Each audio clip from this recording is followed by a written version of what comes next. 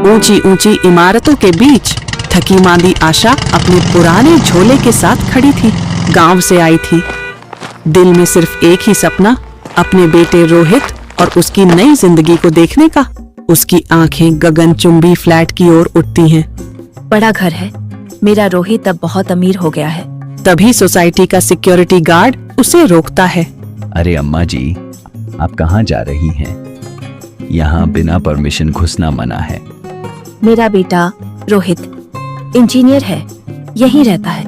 इसी बीच लिफ्ट से रोहित उतरता है, हाथ में फोन, स्मार्ट कपड़े, चेहरे पर सफलता का गुरूर। आशा उसे देखकर दौड़ती है, आंखों में खुशी भरकर। रोहित बेटा, मैं आ गई। रोहित एकदम रुक जाता है। चारों तरफ सोसाइटी वाले देखने लगते हैं। उसके चेहरे पर अचानक परेशानी और शर्म झलकती है। माँ, आपने यहाँ क्यों आना था? और इस हालत में लोग क्या सोचेंगे? आशा सकपका जाती है। तभी पीछे से काव्या, उसकी मॉडर्न पत्नी, हील्स की आवाज के साथ आती है। रोहित, ये कौन है? रोहित का माथा पसीने से भीग जाता है। एक पल के लिए माँ से नजरें मिलाता है, फिर अचानक झूठ बोल देता है। ओह, ये मेरी माँ नहीं है, गांव की पड़ोसन है। आशा आंटी बचपन से जानती हैं मुझे, शायद मिलने आ गई हूं। आशा की आंखें फटी की फटी रह जाती हैं। मैं तो चुप रही आंटी। ओह, तो गांव से आई हैं। वैसे मेड ने आज ही छुट्टी ले ली है। रोहित, जब तक नई काम वाली नहीं मिलती, इन्हें ही रख लो। इस उम्र में कुछ तो काम आ ही जाएगा। वो पर्स से 100 का नोट निकालकर आशा के हाथ पर फेंक देती है। लो आंटी, कल से काम पर आ जाना। खाना बनाना आता है ना? आशा की आंखों से आंसू गिरते हैं। मैं तुम्हारी माँ हूँ। बस एक शब्द और कहा तो अभी बाहर निकाल दूंगा। तुम्हारी असली पहचान कोई नहीं जानेगा, समझी? यहाँ रहना है तो आंटी बनकर रहना होगा। आशा एकदम स्तब्ध खड़ी रह जाती है। उसके दिल पर एक साथ हजारों वार हो चुके थे। जिस माँ ने बेटे के लिए अपना सब कुछ कुर्बान कर दिया, आज वही माँ अपने ही बेटे के घर में पड़ोसन आंटी बनकर रह रही है। यहीं रुको, मैं थोड़ी देर में आता हूँ, कहीं मत जाना। आशा वहीं खड़ी रह जाती है। आसपास लोग गुजरते हैं, कोई उसे देख हंसता है, कोई अजीब नजरों से घूरता है। उसकी आंखों में आंसू तैर जाते हैं। इतना बड़ा हो गया मेरा रोहित, लेकिन आज भी मैं उसके लिए बोझ ही हूँ। बेटा, तुझे मैं बोझ लगने लगी।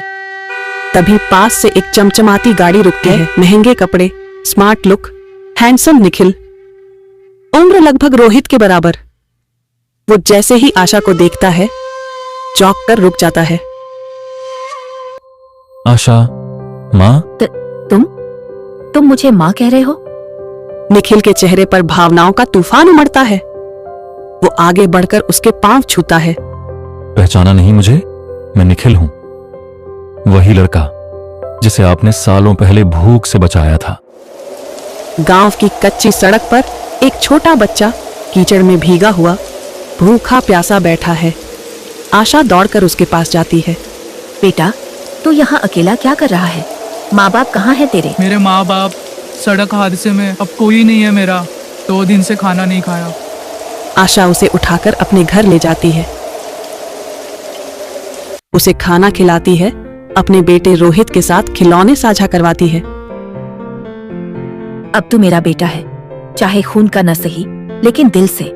निखिल गांव में कुछ साल आशा के पास रहा, फिर एक रिश्तेदार उसे शहर ले गए।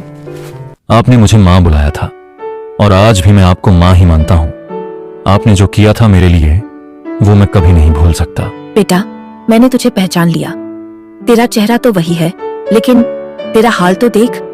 तू तो कितना बड़ा आदमी बन गया। माँ, चलिए मेरे साथ, मेरा घर पास ही है। अब आपको तन्हा रहने की जरूरत नहीं। बेटा, आज नहीं, पहले मैं अपने रोहित से ठीक से बात कर लूं और अपनी नातिन से मिल लूं। उसके बाद मैं जरूर तुम्हारे पास आऊंगी। निखिल उसकी आंखों में आंसू देखता है, वो झुककर उसके पांव छूता है। ठीक है माँ, लेकिन याद रखना, आप अकेली नहीं हैं। मैं हमेशा आपके साथ हूँ। वो बड़े सम्मान से मुस्कुराता है। और वहां से चला जाता है। थोड़ी देर बाद रोहित नीचे आता है और झुंझलाहट भरे स्वर में बोलता है, चलो ऊपर और सुन लो, यहाँ किसी को अपनी पहचान मत बताना, समझी? चुपचाप काम करना और चुपचाप रहना, वरना। आशा आंसू रोककर सिर हिला देती है। वो दोनों ऊपर फ्लैट में पहुंचते हैं। फ्लैट का ड्राइंग रूम, दरवाजा खुलता है। अंदर आलीशान साज सज्जा, लेकिन रिश्तों की ठंडक छाई हुई। बस यहीं रहो, कोई पूछे तो कहना गांव से आई एक आंटी हो, घर के काम में मदद करने आई हो, और ज्यादा मुंह मत खोलना। आशा दिल पर पत्थर रखकर चुप रहती है। तभी अचानक दरवाजा खुलता है। काव्या अंदर आती है, साथ में एक छोटी सी गुड़िया जैसी बच्ची टीना। टीना मासूम आंखों से कमरे को देखती है। दादी, आशा की आंखें चमक उठती हैं। वो कांपते हाथों से आगे बढ़ती है, बच्ची को गले लगाने के लिए। अरे मेरी नातिन, कितनी प्यारी है तू, आजा मेरी गोद में। लेकिन जैसे ही आशा टीना को छूने की कोशिश करती है, काव्या झटके से बच्ची को पीछे खींच लेती है। हद है, तुम्हारी हिम्मत कैसे हुई मेरी बेटी को छूने की? अरे रोहित, तुमने इस औरत को घर में घुसने ही क्यों दिया? पता नहीं कहां से आई है और अब मेरी बच्ची के पीछे पड़ी है। आशा वहीं पत्थर की तरह खड़ी रह जाती है। उसकी आंखों से आंसू टपकते हैं। रोहित घबराकर बीच बचाव करता है। काव्या, शोर मत करो, पड़ोस वाले सुनेंगे। ये बस काम करने के लिए आई हैं, बस इतना ही। काव्या झुंझलाते हुए टीना को गोद में लेकर कमरे में चली जाती है। आशा टूटकर जमीन पर बैठ जाती है। अपनी ही नातिन से गले तक नहीं मिल सकती।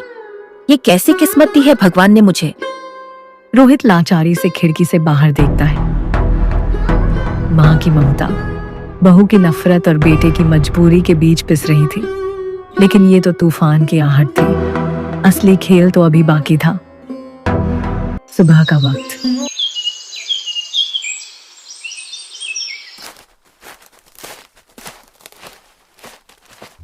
अरे आंटी, ये बर्तन ठीक से चमकाओ। मैं बार बार कहती हूँ ना, यहाँ आधा अधूरा काम मत करना, वरना अभी गार्ड को बोलकर बाहर निकलवा दूंगी। आशा चुपचाप सिर झुका लेती है।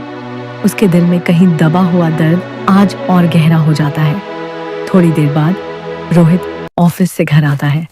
जैसे ही माँ को देखता है, उसके चेहरे पर थोड़ी नरमी आ जाती है। हैप्पी बर्थडे माँ। तब तुझे याद था बेटा? टीना बेटा, चलो दादी के लिए एक छोटा सा केक लाते हैं, हम सब मिलकर काटेंगे, ठीक है? टीना ताली बजाकर खिलखिलाती है। यस पापा, मैं केक काटूंगी। क्या मजाक है ये रोहित? इस औरत के लिए केक मंगाओगे? किसको बुलाओगे यहाँ? हमारे सोसाइटी वाले जानेंगे तो क्या कहेंगे कि हम अपनी मेड का बर्थडे मना रहे हैं? क्या बकवास है ये रोहित? इस औरत का बर्थडे मनाओगे? किस मुंह से? लोग क्या कहेंगे? हम अपनी मेड का जन्मदिन मना रहे हैं, मेरी बेटी को भी इस ड्रामे में शामिल कर रहे हो? देखो रोहित, मैं साफ कह रही हूँ, इस औरत के लिए इस घर में न केक कटेगा न कोई सेलिब्रेशन होगा। और अगर तुम्हें इतना ही करना है तो बाहर जाकर करो। मेरा बेटा, जो मेरी एक मुस्कान के लिए पूरी दुनिया से लड़ जाता था, आज मेरी खामोशी में ही सुरक्षित है।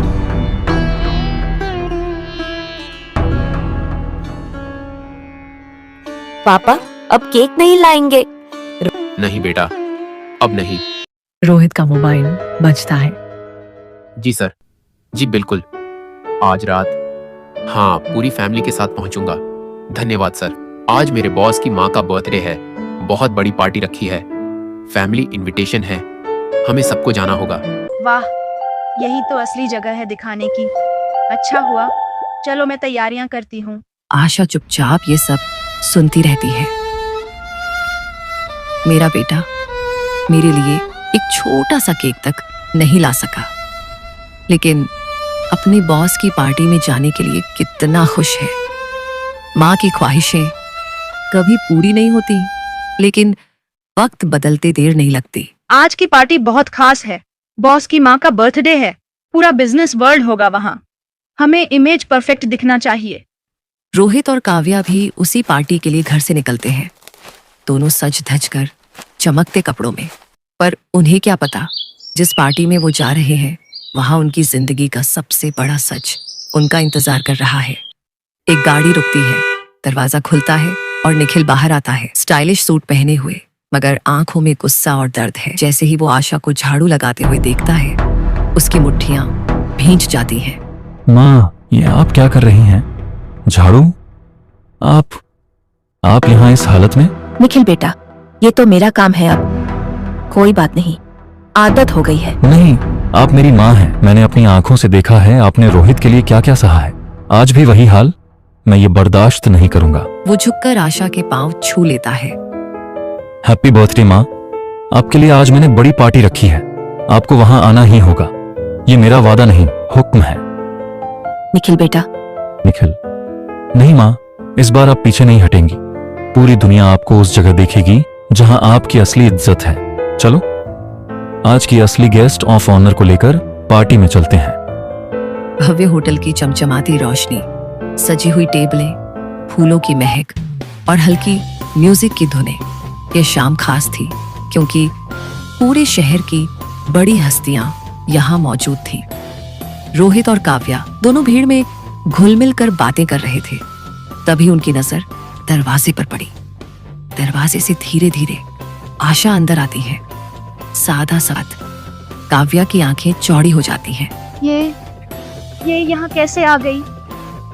तुमने कहा था ये औरत हमारी जिंदगी से दूर रहेगी। आप यहाँ क्यों आई? मैंने कहा था ना, इस दुनिया में मत आइए। लोग क्या कहेंगे? आशा की आंखों में आंसू भर आते हैं। अरे आंटी, आप बार बार ये ड्रामा क्यों करती हैं? ये कोई गांव की चौपाल नहीं है, ये हाई क्लास पार्टी है। ऐसे कपड़ों में, ऐसे होलिये में लोग हंसेंगे हम पर। भीड़ में लोग सचमुच फुसफुसाने लगते हैं। आशा शर्म से सिर झुका लेती है। रोहित, इन्हें बाहर निकालो, हमारी इज्जत मिट्टी में मिल जाएगी। अचानक माइक्रोफोन की आवाज गूंजती है। रुकिए, कोई कहीं नहीं जाएगा।